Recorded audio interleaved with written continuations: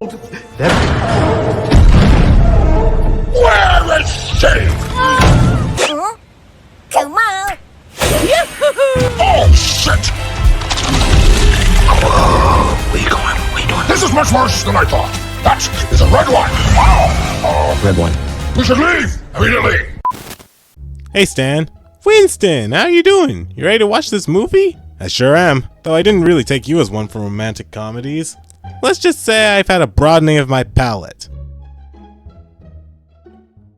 I'm the only person that took Hey Stan? when your Yeah, Winston? Was this romantic comedy night just an excuse to make me watch Venom, Let There Be Carnage? Is it working? Hey everyone, Eliminator here. Venom: The Last Dance is set to release this month, and with it, potentially comes the end to one of the weirdest cinematic universes we've ever witnessed. But ow! What about Kraven the Hunter? Get the hell out! Get out! Get out! And so, in the wake of this film's release, I thought now would be as good a time as any to look back on the movie that started it all. So, without further ado, let's get started. Like most of our problems, this one starts with the release of The Amazing Spider-Man 2 back in 2014. Despite doing well financially, the movie was panned critically for being overstuffed and underbaked like a bad Thanksgiving turkey. Like most turkeys, this movie was only the centerpiece in a much larger spread, as Sony had actually been planning to make an entire cinematic universe, with The Amazing Spider-Man 2 as a jumping off point. Now, while I do think that some of the fan reaction and representation of this setup was a bit overblown, I do understand where their annoyance comes from. Considering that they just watched such a poor quality product, the idea / promise of there being more to come definitely wouldn't be tantalizing. Though, that didn't stop Sony from trying, as they actually did try to salvage the remains that they could, before eventually canceling everything. Though, what doesn't kill you mutates and tries again, and so, Sony decided to retool the script for one of their movies, that being a solo Venom film, which in late 2018 became the jumping off point for an entirely new cinematic universe. So, with all that knowledge, let's see how the first Venom movie holds up, starting at the same point that we normally do. One of the nice things about the first Venom movie is the fact that it has very few characters in it, which means that it will be a lot easier for us to cover. So, let's get on with it, starting of course with Eddie Brock. Now, one thing I like from the start of the movie is that they balance out Eddie's character flaws with his positive traits. It's something that's very easy to take for granted, but you can lean too far on either side. At the start of the movie, Eddie Brock is shown to be a somewhat decent person, considering that he gets along with everyone pretty well. But at the same time, they sprinkle in bits of his negative traits that come back later. At the start of the movie, we see him pulling up to the building where he usually works at, or at least gets his paperwork done. And while he's there, he kind of disregards the rules for parking in front of it, while also striking up a friendly conversation with the guy at the front. We see the same thing again when Eddie talks with his boss and his fiancée. In both instances, the interaction starts off friendly enough, but then when Eddie tries to bring up a major case that he's working on, the character he's talking to stops him in his tracks. And the way they do it is telling. I get that some marriages don't always go smoothly, but with the way that Eddie and his fiancée are sort of built up, the way she stops him implies that she's known Eddie for a while and knows this kind of behavior, as does his boss's reaction. As a result, it makes Eddie's actions later on feel more in character, and not like something that was just done to mine conflict. Because 6 months later, Eddie's given the opportunity to do something similar, and he takes it almost without thinking, as if he hadn't learned from the last time. And just like before, the consequences are pretty severe, as he winds up with Venom. Now, Venom's character is nothing crazy here. He's your standard evil alien who learns to understand and appreciate the value of Earth and the people on it. And honestly, aside from that, I think the strongest part of the movie is his interactions with Eddie, as most of the time he's nothing more than a voice in his head, and other times he's puppeting his body around like crazy. Probably one of the funnier parts of the movie is the running gag of Eddie having to stop Venom from eating anything that's alive, not only because it would be morally wrong and look horrifying to a third party, but also because Eddie just doesn't want to do that. And what makes it funnier is that even then, Eddie still looks crazy, despite the added context. But other than that, I'd say we're finished with the main duo, at least without getting into spoilers, but I want to save that for the story section. So, let's move on to Anne. Now, Anne, like Venom, is more serviced by the narrative than anything, as she mostly serves as an idea of what Eddie had in his life before things go wrong. One thing I like is how early on the movie actually takes a second to try and set up Eddie and Anne's dynamic, showing us that she knows him well enough that she can see his flaws and when those flaws may or may not come into play. I know people who've been in relationships where things didn't go extremely wrong, but one partner or the other might have had a flaw that tended to get in the way of things. And if you've seen the movie, oh boy do they go wrong. So much so that, later on after the 6-month time skip, we're introduced to Anne's new boyfriend, Dan. Now, CinemaWins pointed this out in his video on Venom, and I agree with him completely. I love how there's no ill will between either party. Yeah, Eddie is sad that he lost his relationship with Anne, but he doesn't take it out on Dan. And Dan is actually set up as being a fan of Eddie Brock's, at least before everything went wrong. In fact, he even covers for Eddie at one point when the symbiote is making him go crazy in public. And I also love how the movie never shuns him for just existing within the narrative. But other than that, again, I don't have too much to say. So that's it for him. Then we have that other scientist who helped Eddie break into the lab where Venom is kept. And, I mean, she's not too much of a character in the story. Again, just a device to get things going. However, now that we've covered all the main and supporting characters, that finally brings us to the movie's villains, Carlton Drake and his symbiote, Riot. The joke is that what's on screen is meant to represent their personality, but in all seriousness though, Carlton Drake doesn't really have that much to him. He constantly talks about how humanity is failing or how it will eventually fall, and how he's testing the symbiotes to see if they'll work. And Riot is literally just another symbiote. Like, they wanted to have a villain of the movie, and seeing that Eddie already had a symbiote of his own, they needed to level the playing field. So, I guess they just picked a random one and decided to make them the main bad guy. And then, since Carlton Drake was technically the villain of the story, they paired them up together. But, other than that, I'd say we're done with the characters. So, let's move on to the story. Alrighty, with the characters finished, let's take a look at the story for Venom. As always, this section contains spoilers for the movie, though if you've gotten this far, you've either seen the movie or don't care. So, let's begin. In Venom, an organization known as the Life Foundation has been experimenting on alien symbiotes in order to tap into the potential for human evolution, though things aren't going very well due to the fact that the symbiotes haven't found any suitable hosts. Worse still, investigative reporter Eddie Brock is on their trail, as the Life Foundation's experiments are directly tied to a missing persons case that Eddie has been working. However, when Eddie attempts to expose all the organization's dirty little secrets, he winds up being fired from his job. And due to the nature of how he obtained the information, his fiancée leaves him. Things start looking up, however, when one of the scientists who works for the Life Foundation tracks Eddie down and tells him the scoop on everything that's been going on. And in an attempt to break into the building, Eddie has a run with one of the symbiotes and winds up bonding to it, and as a result has to play keep away with the Life Foundation. However, in the search for Eddie and the symbiote, Carlton Drake, the CEO of the Life Foundation, winds up having a run with a rogue symbiote known as Riot, and in the process learns that there are more symbiotes out in space. Now it's up to Eddie to not only keep the symbiote out of Carlton Drake's hands, but prevent a massive alien invasion. Yeah, the first Venom movie is kinda weird. You're probably already aware of how the movie was marketed, with it trying to pitch Venom as this sort of edgy anti-hero, borderline villain type character. But in the movie, he's basically just the hero of this story. The villains are inarguably evil people with evil motivations, using evil methods to achieve their means. Like, Carlton Drake talks on and on about wanting to change humanity, but he's very clearly positioned as the bad guy. And Riot has no other personality aside from being muscle for the bad guy, and just walking around trying to look ominous. Meanwhile, Eddie is presented as a good guy reporter who wants to take out Carlton Drake and the Life Foundation because he thinks that they're the bad guys. And as I mentioned earlier, his method for doing this is flawed, as he goes behind his girlfriend's back and basically destroys her and his careers, while also potentially jeopardizing his workplace. One thing I do like, however, is how the movie makes it clear in no certain terms that what Eddie did was wrong, and that him losing everything is basically him getting what he deserves. Unfortunately though, I kinda wish they had made this more of a major part of Eddie's character arc, because in the movie it's kinda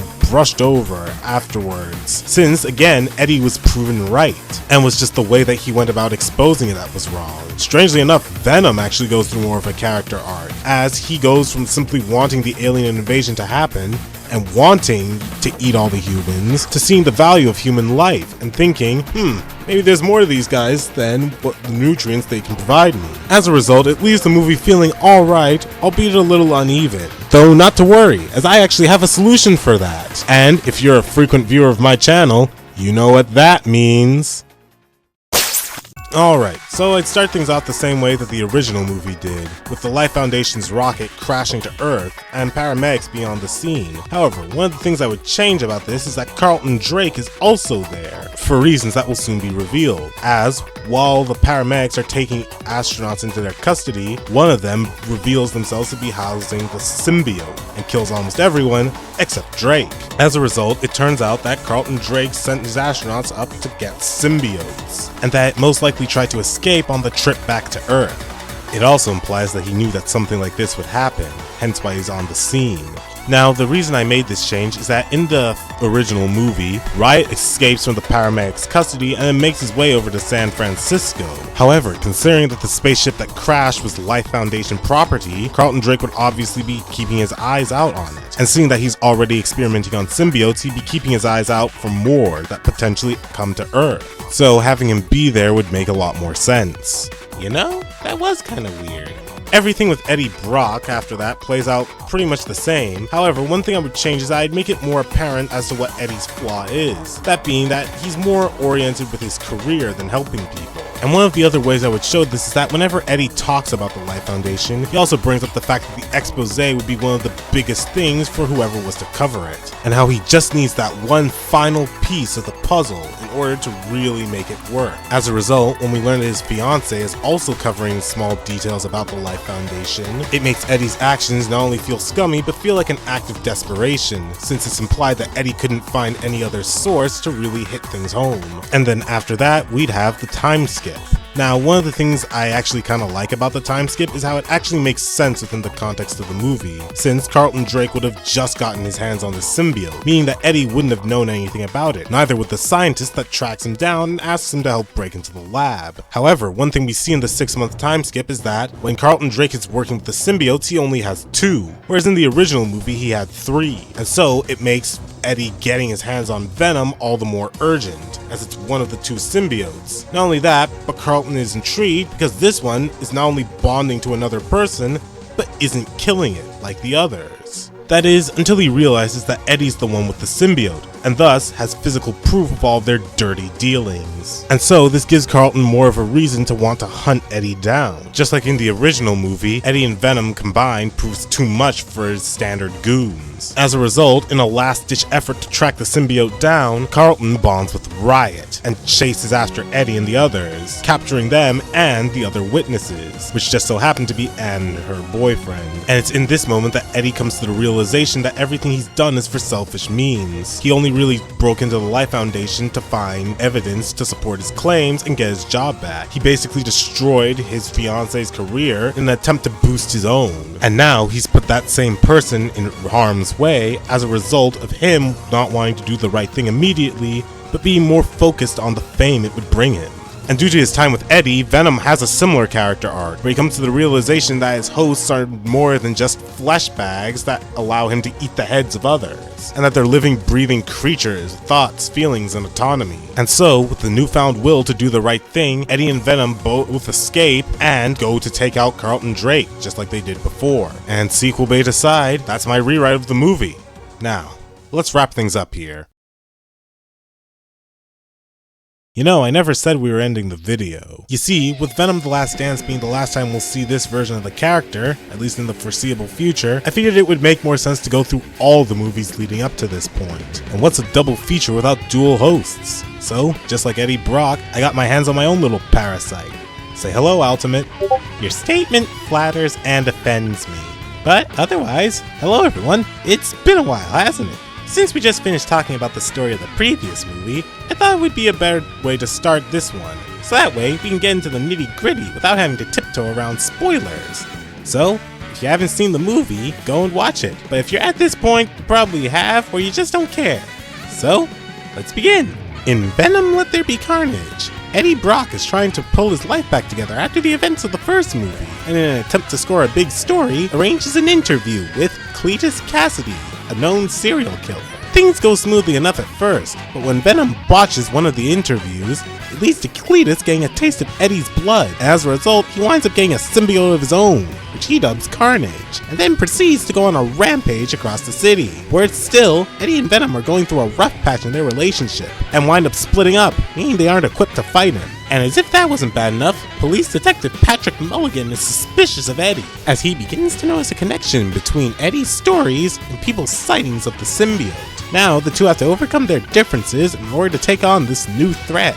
Something that I've noticed about a lot of franchises post-MCU is that they always try too hard to flesh out their universe, or they don't do enough to show us why that universe is different from the get-go. And while the first Venom movie definitely falls into this trap, I feel like Let There Be Carnage definitely does a much better job at showing us what makes things different. Like, the movie's a lot less serious than the first one, at least in terms of the tone. Where the first movie had funny moments, it was generally trying to take itself seriously, whereas this movie is an outright comedy in some areas. And while some areas do feel a bit too silly, one thing I will give them credit for is that it doesn't feel as forced or as obvious. Like, Eddie and Venom being a married couple seems like the most obvious joke you can make, but the movie makes it sort of the forefront of the story by having it be a catalyst for why Eddie and Venom split up.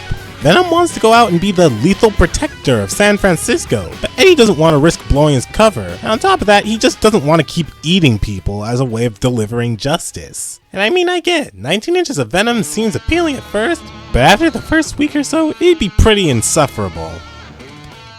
Ultimate? Yeah? Do you know what this is? You kinda just said you don't like the joke.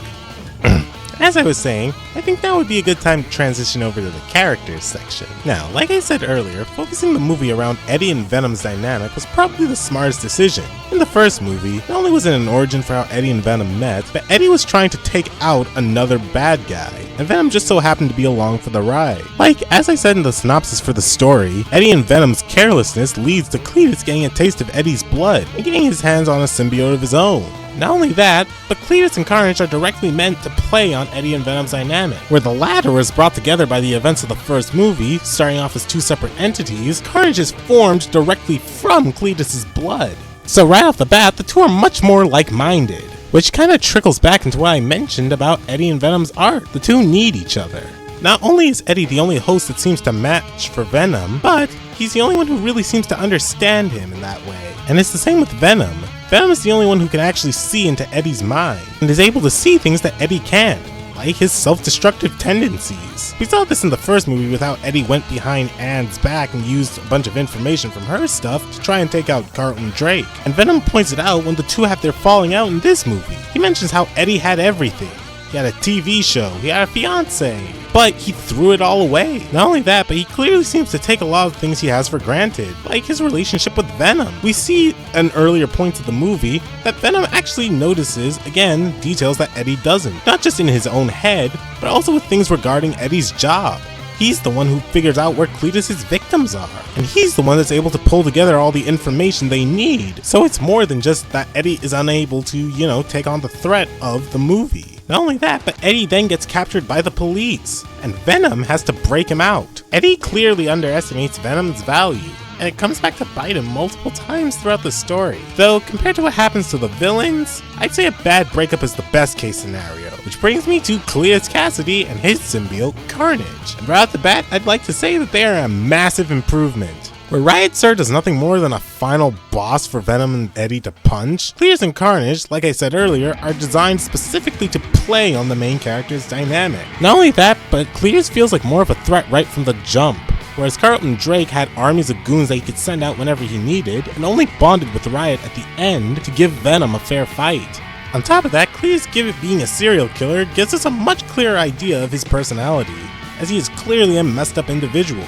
Like, yeah, he had an abusive father, but he probably would have still been the same way that he is now. Something I like is how early on Cletus talks about how he was lonely growing up, and Eddie immediately calls out his hypocrisy due to the fact that he basically murdered his entire family, with the only person he truly seems to love being the only person as messed up as him, that being Shriek. At least, I think that's her name.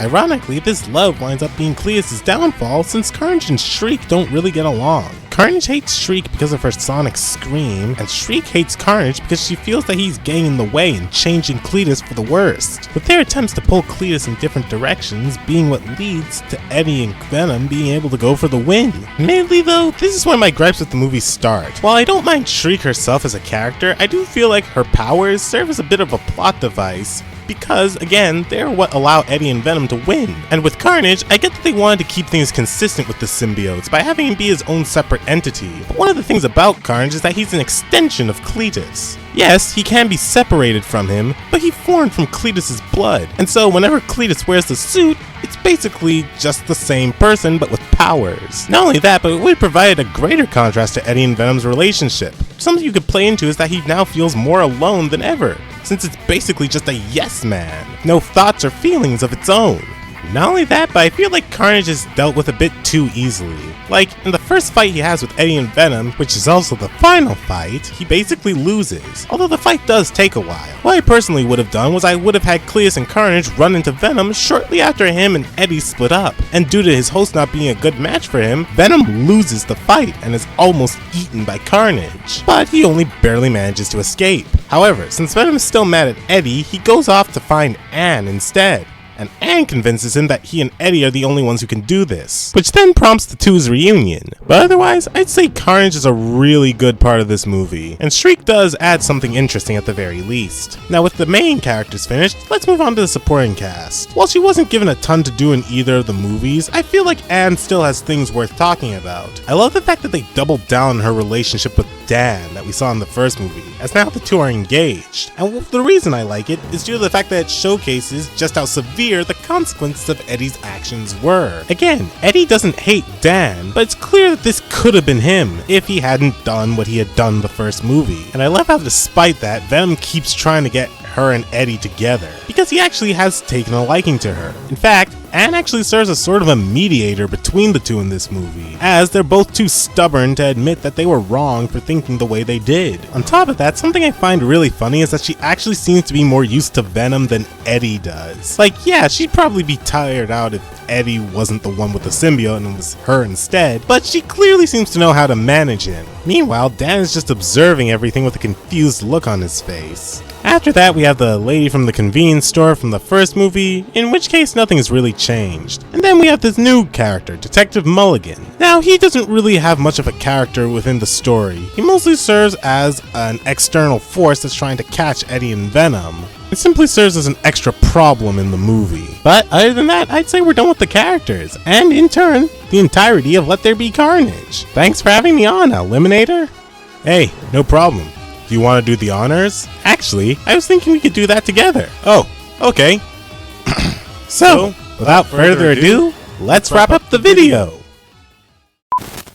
Thank you guys for watching. Be sure to like, share, subscribe, and tell me down in the comments section. Do you like Venom 1 or Let There Be Carnage more, and why? Also, as a bonus question, what did you think of Venom: The Last Dance? As always, subscribe today to join the A-list, and have a happy Halloween. Bye!